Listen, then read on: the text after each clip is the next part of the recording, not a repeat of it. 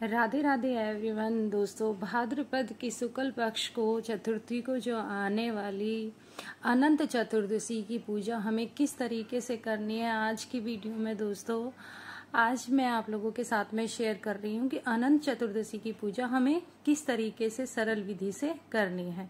अनंत चतुर्दशी के दिन दोस्तों सुबह सुबह हमने एक चौकी भी लगा लेनी है, उस पे पीला या लाल वस्त्र हमें बिछा लेना है और उस चौकी पे दोस्तों फूलों का या चावल का आसन देखिए, जो भी हमारे पास विष्णु भगवान जी की प्रतिमा, तस्वीर, मूर्ति जो भी है ना, वो हम विराजमान कर लेंगे। अब उसी के साथ में दोस्तों हमने काले तिल ले लेने हैं और अष्टदल कमल बनाना है, क्योंकि काले तिल का जो अनंत चतुर्दशी पे ना बहुत बड़ा महत्व होता है। तो काले तिल अगर हो सकता है तो आप अवश्य इस पूजा में यूज कीजिए। तो ये अष्टदल कमल हमने बनाना है। और अगर आपके पास देखिए अगर काले तिल ना हो तो आप सफेद तिल या फिर चावल से भी या फिर बना लेने हैं, कोई वो नहीं है। अगर है तो बहुत अच्छी बात है, नहीं है तो आप चावल या सफेद तिल भी यूज में ले सकते। तो इस तरीके से हमने अष्टदल कमल बना लेना है। इस पे दोस्तों तांबे का, स्टील का, जो भी आपके पास हो ना, कलश की स्थापना करनी है। तो इस तरीके से पूर्ण एक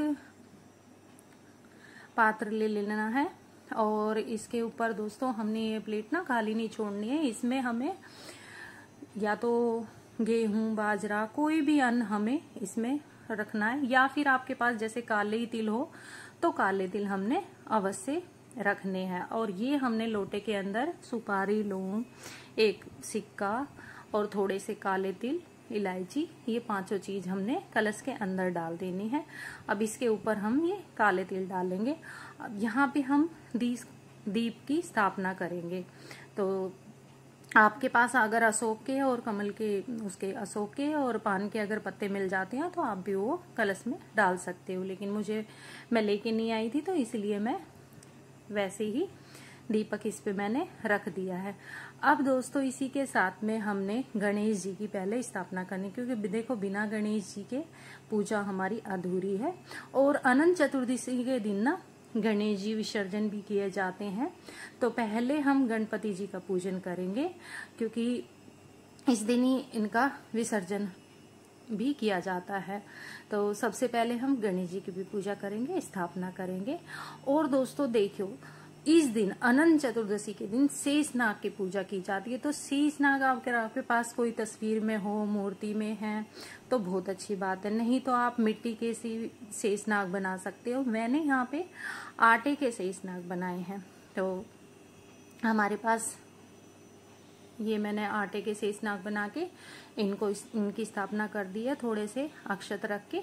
तो इस तरीके से हमने ये पूजा अवश्य करनी है।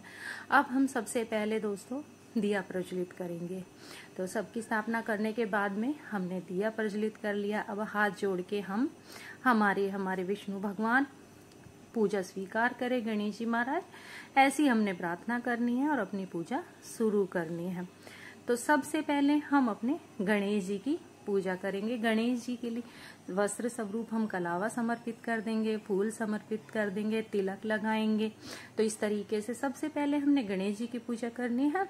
और उसके बाद में दोस्तों देखो अनंत चतुर्दशी के दिन ना अनंत डोरा बनाया जाता है। तो अनंत डोरे बनाने के लिए हमें क्या करना है, कलावा ले लेना है, या फिर आप रेशम का धागा जो आता है ना, तो आप रेशम का धागे से भी अनंत डोरा बना सकते हैं।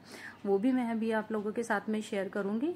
उसके साथ में हमने सबको अपना तिलक लगा देना है, आप चंदन से, रोली से, कैसे भी। और साथ में वस्त्र स्वरूप हमें कलावा समर्पित कर देना है सबको। और उसी के साथ में हमने शेषनाग की भी पूजा करनी है। फूल भी हम सबको ही समर्पित करेंगे। फूल आपके पास जो भी हो आप वो यूज में ले सकते हो। जो भी हमने दीप की भी हमने पूजा करनी है। तो बिल्कुल देखो दोस्तों सरल विधि है ये हमारी, जो मैं आप लोगों के साथ में शेयर कर रही हूँ।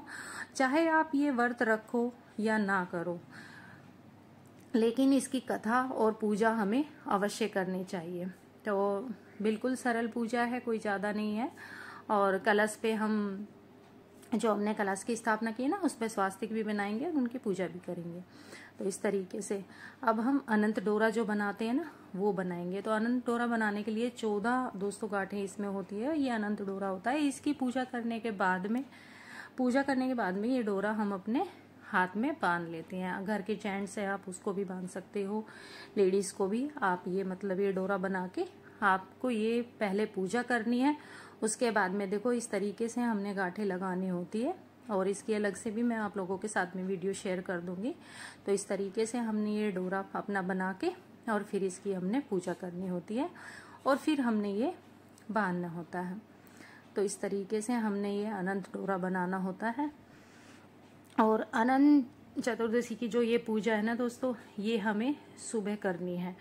पूजा करने के बाद में दोस्तों हमने जो ये लोटा जल का है ये हम किसी भी गमले में चढ़ा देंगे।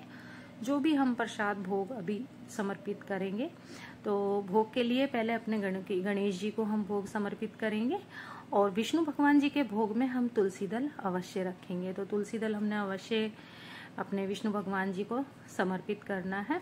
तो ये हमने पहले से ही ना तोड़ के रख लेते हैं और पूजा में हमने विष्णु भगवान जी की कोई भी हम पूजा करते हैं तो उसमें हमने तुलसी जरूर यूज में लेना होता है।